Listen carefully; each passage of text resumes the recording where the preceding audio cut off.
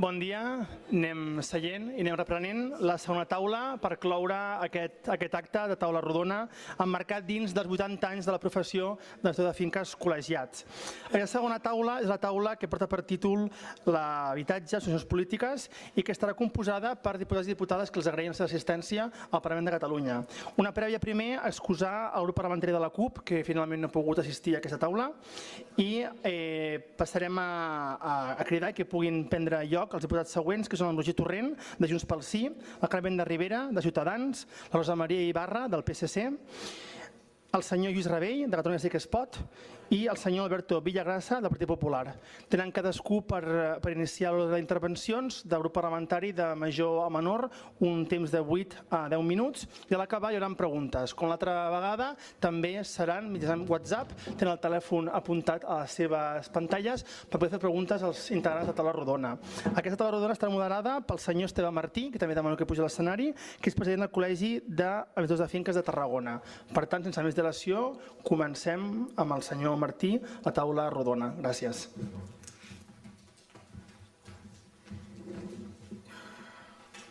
Bé, bona tarda a tothom, que ja són les 12 i pico.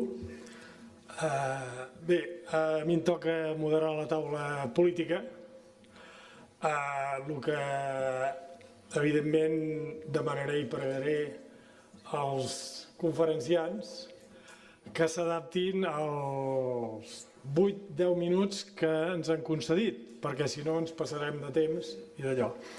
A Tarragona, almenys a la universitat, a la Rovira i Virgili, tenen, entenc jo, una bona costum d'ensenyar una targeta. Allí la tenen de groga i vermella. Quan passin els 8 minuts, jo ja els ensenyaré la targeta. No les he portat per una qüestió personal, però si els sembla, en vez d'avisar-los, els ensenyaré la targeta i saben que encara els hi queden 2 minuts. D'acord? Esgotin els 2 minuts i passarem la paraula al següent ponent. D'acord? Després del torn de paraules hi haurà el debat que ens passaran aquí amb l'aparat aquest les preguntes i també anirem donant la resposta i la pregunta al qui pertoqui. També els pregaria en aquell moment que el més breu possible, perquè així també tindrem més diàleg entre tots, que és, crec jo, el que fa i omple a tots els presents. D'acord? Bé, sense més preàmbuls, segons tinc apuntat aquí, el primer se li dona la paraula al senyor Roger Torrent, de Junts pel Sí.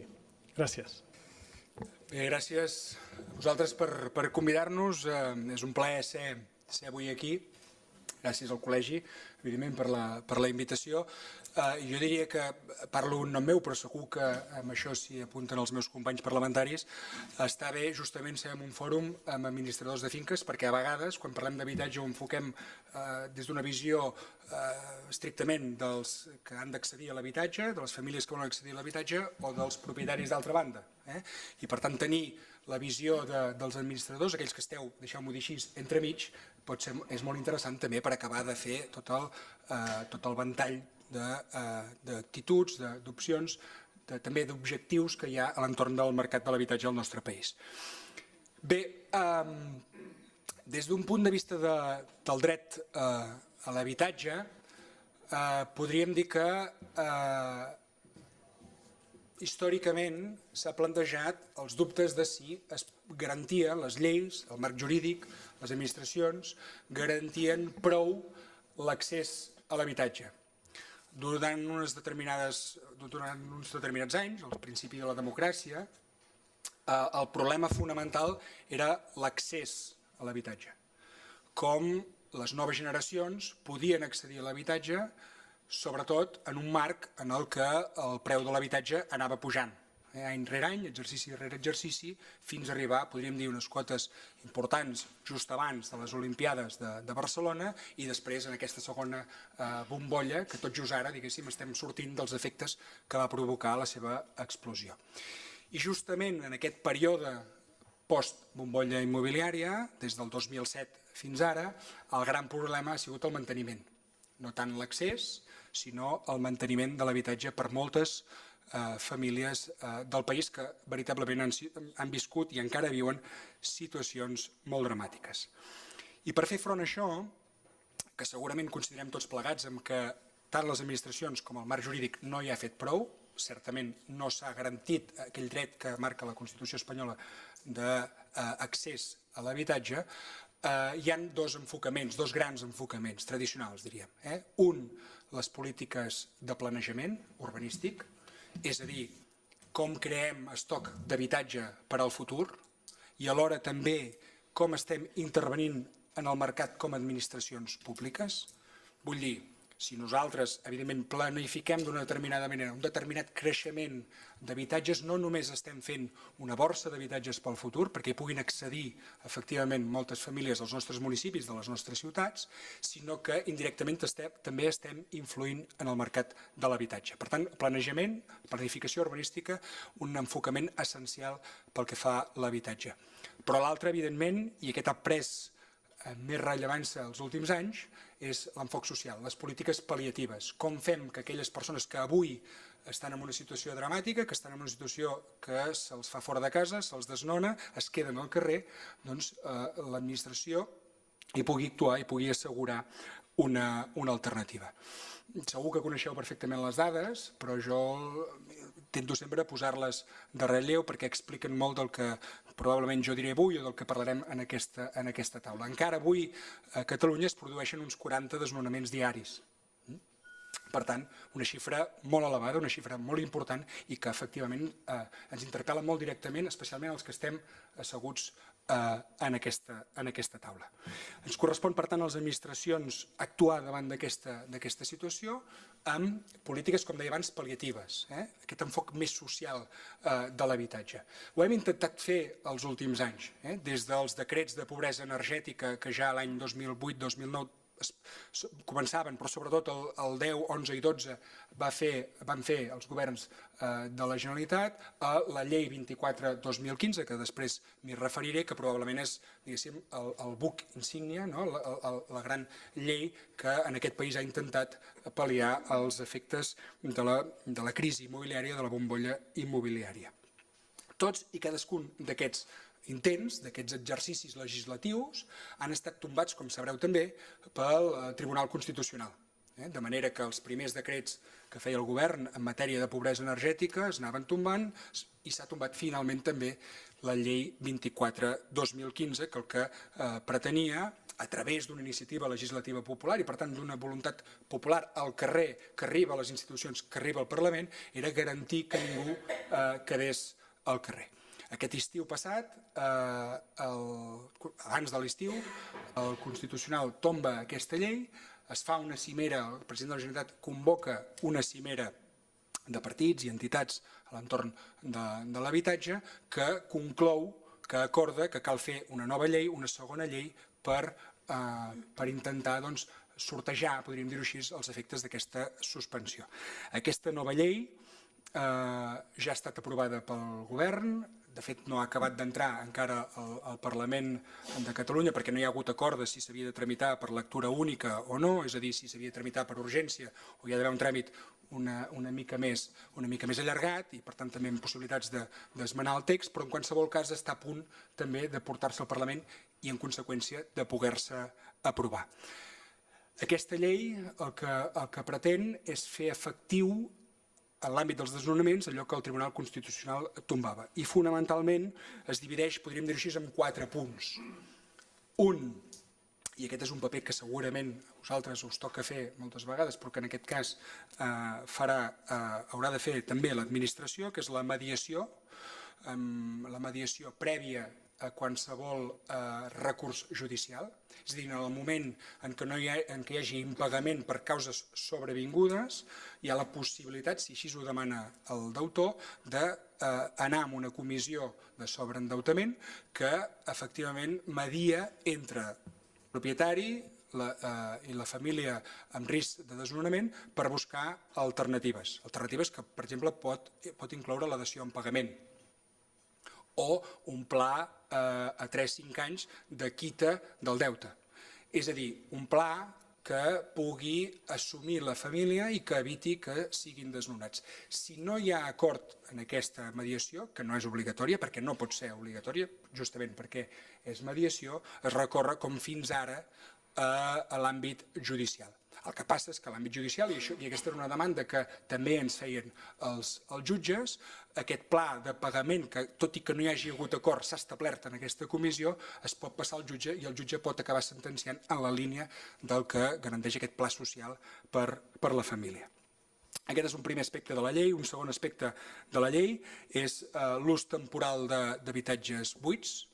En aquest sentit es torna a l'expropiació que plantejava la llei d'habitatge, que en el seu moment, amb la llei òmnibus, es va retirar d'aquesta llei d'habitatge, ara es recupera i es recupera aquest ús temporal d'habitatges buits en casos també de famílies que no puguin pagar i de propietaris, persones jurídiques, no persones físiques, propietaris, persones jurídiques que tinguin habitatges desocupats, és a dir, que tinguin habitatges en el registre de pisos buits.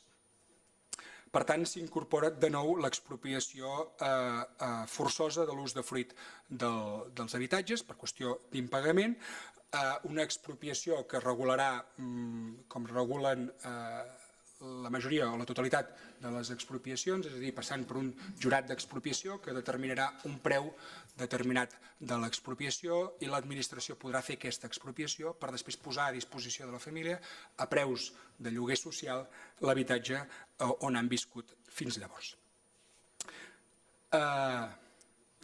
I en tot cas després, si voleu, en parlem i obrim un debat. I un altre element que també interpel·la les administracions, en aquest cas no només la Generalitat sinó també els ajuntaments, que és l'obligació de reallotjament en el cas de famílies que no puguin quedar-se en l'habitatge tal qual se'ls desnona i tampoc tinguin una alternativa amb algun altre habitatge, amb alguna altra possibilitat de ser reallotjades. I en aquest cas s'han de reallotjar en el mateix municipi. Per això dic que no és només una qüestió que apel·li a l'administració de la Generalitat de Catalunya, al govern de la Generalitat, sinó també als ajuntaments. Aquesta llei afecta també no només l'àmbit hipotecari, m'aixeca la targeta, vaig molt de pressa, no només a l'àmbit hipotecari, sinó també a l'àmbit de lloguer. Més col·lateralment, podríem dir-ho així, perquè per altra banda, i això segurament també ho heu pogut llegir en les darreres setmanes o els darrers mesos a la premsa, s'està treballant amb una possible llei d'arrendaments urbans catalana, una llei de lloguers catalana. Com sabeu també, perfectament, la Generalitat de Catalunya, el Parlament de Catalunya, no tenim competències en regular el règim de lloguers d'habitatges, i per tant nosaltres, que estem en un procés polític en el que ens ha d'acabar propiciant que tinguem a disposició del Govern de la Generalitat i del Parlament de Catalunya totes les competències que tenen la resta d'estats, estem treballant ja amb aquesta llei d'arrendaments urbans que evidentment intentarà resoldre tot allò que la LAU en els últims anys no ha resolt, especialment, i aquesta és una visió crítica evidentment ideològica, especialment des de la contrarreforma, podríem dir-ho així, de l'any 13 per part del govern del PP. Certament potser abans estàvem en un determinat escenari i ara per la llei del pèndol hem passat a un altre de sobreprotecció, podríem dir-ho així, dels propietaris. Per tant, estem treballant, i això està molt a les beceroles, hi ha un debat a l'entorn de l'àmbit, amb una llei de lloguers que ha de regular aspectes que segur que vosaltres us trobeu diàriament i en la vostra feina quotidiana. Si bé, com us deia, la llei aquesta alternativa, la 24/2015, és d'emergència habitacional, és un pedaç, una cura pal·liativa davant d'una situació d'emergència nacional, podríem dir-ho així. Han baixat el nombre de desnonaments, però encara n'hi ha molts. Per tant, ens tocava a les administracions fer-hi front, als governs fer-hi front, però és una llei que està circunscrita en un moment conjunturalment molt necessari, però que no té vocació de quedar-se, perquè el que evidentment ens agradaria a tots plegats és que la situació canviés, tinguéssim lleis de segones oportunitats, com tenen la resta de legislacions europees, però amb una altra filosofia que no és aquesta d'intentar resoldre una situació que es dona i que és una emergència i que tenim una família al carrer. Per tant, per un costat aquesta llei està, com us dic, a punt de ser reaprovada, podríem dir-ho així, i de l'altre s'està treballant amb aquesta llei d'arrendaments urbans o aquesta llei de lloguers catalans. Ho deixo aquí i en tot cas després segur que podrem parlar-ne més abastament. Moltes gràcies. Moltes gràcies, senyor Torrent. Donem la paraula a la senyora Carmen de Rivera, de Ciutadans. Sí, muchas gracias. En primer lugar, buenos días a todo el mundo. Agradecer muchísimo esta invitación que se nos da a los políticos para comparecer ante el colectivo de administradores de fincas. Os tengo que decir que nosotros tenemos muchísimo contacto en el Parlamento con el Colegio de Administradores de Fincas porque hacen una labor de seguimiento exhaustivo de todas las leyes que se presentan y además ayudan mucho, como así ha pasado en el libro quinto, cuando tuvimos que reformarlo porque había problemas del día a día que los legisladores no habíamos reparado, porque no estamos en el día a día de la comunidad, de comunidades de propietarios, al frente de un despacho de administración de fincas y vosotros tenéis de primera mano la problemática real. Por todo ello, además, agradeceroslo doblemente, la invitación y la labor que hace permanentemente el colegio cuando viene al Parlamento de Cataluña. Bueno, yo ahora el señor Torrent nos deja desbordados cuando habla de lo que ha pasado y del futuro de legislación en el Parlamento de Cataluña. Yo creo, y no quiero entrar ahora yo a debatir aquí si la constitucionalidad, sino, ahora bien, si hacemos leyes que ya sabemos que van a llegar al Constitucional porque hay invasión de competencias, porque de repente nos ponemos a expropiar lo que nos parece y estamos fuera del marco jurídico, evidentemente sabemos que esta ley va a ser recurrida por el Gobierno, pero es que si pudieran recurrirla muchos ciudadanos, irían también los ciudadanos al Tribunal Constitucional. ¿Y qué pasará con esta ley de arrendamientos urbanos? ¿Qué pasará? Pues pasará lo mismo, que acabará en el Tribunal Constitucional y no se podrá aplicar. Seguramente, si la ley de emergencia habitacional se hubiera ido con cuidado de no incurrir en ilegalidades flagrantes, competenciales y de derecho, y de seguridad jurídica, pues tendríamos una ley vigente de emergencia habitacional. Pero parece a veces que cuanto peor, mejor. ¿Por qué? Porque así no tenemos que afrontar verdaderamente lo que pasa. O ya se ocupan los ayuntamientos, que es lo que está pasando, que son los ayuntamientos los que tienen, además, de primera mano, la problemática. Yo decir, hemos llegado hasta aquí porque las administraciones públicas optaron por un modelo que ya les iba bien, optaron por un modelo de ser un actor más en lo que llevó a la burbuja inmobiliaria, porque en vez de hacer parques de vivienda social, eran un actor más, vendían suelo público calificado y cobraban naturalmente, pero para hacer vivienda en régimen de compraventa, con un precio máximo de venta que quedó naturalmente muy por encima, cuando estalló la burbuja, muy por encima del valor del mercado libre.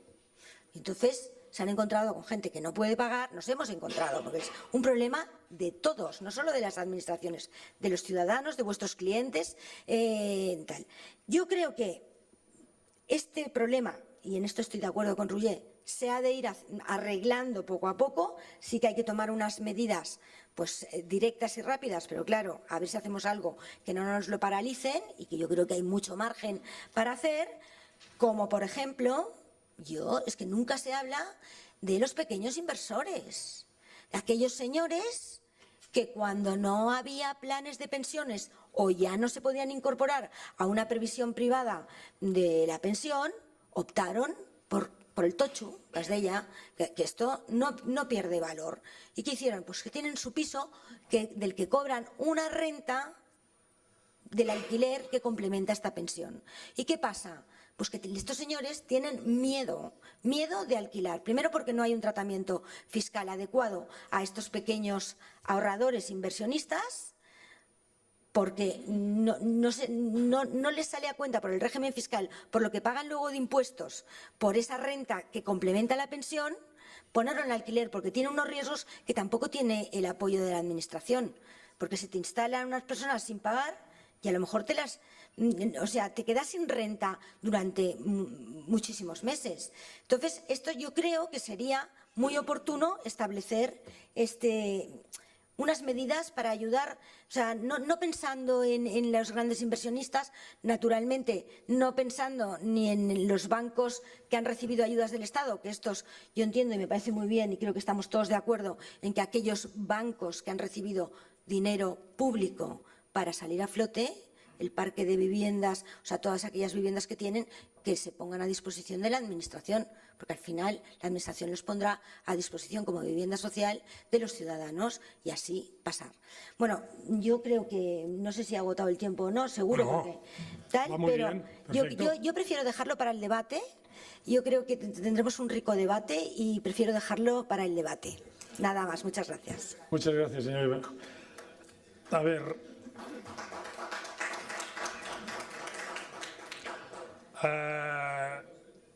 la senyora Rosa Maria Ibarra del Partit de Socialistes de Catalunya té la paraula. Moltes gràcies. Bé, en primer lloc, com han fet els meus companys que m'han precedit, agrair al Col·legi d'Administradors la invitació avui a ser aquí en aquesta taula rodona. És un honor i agrair-los tots a vostès que s'han volgut quedar en aquesta segona taula, que no he aixecat, veig tanta expectació com la primera, però en tot cas agrair-los que estiguin avui aquí. Mirin, jo he arribat, abans que s'acabés l'anterior taula rodona, que crec que ha estat molt interessant, i he arribat just al punt de sentir el professor Bernardos dient que els polítics no sabem gran cosa. I és veritat, hi ha coses que no sabem. A veure, abans de ser polítics tots havíem tingut alguna ocupació i retornarem quan deixem la política, evidentment, i sabem el que sabem de les nostres feines, evidentment. Però en aquelles matèries en què no sabem i que ens toca portar, ens refiem molt dels col·lectius que treballen dia a dia en aquesta matèria. En aquest cas, el Col·legi d'Administradors de Finques, evidentment, com ha dit la companya de Ciutadans, és per nosaltres un referent en els temes immobiliaris i també en els temes d'habitatge. Bé, se'ns ha demanat en aquesta taula rodona que féssim una reflexió de la situació de l'habitatge, de les propostes que tenim, i jo crec que hem de fer una doble valoració o una doble reflexió en els temes d'habitatge.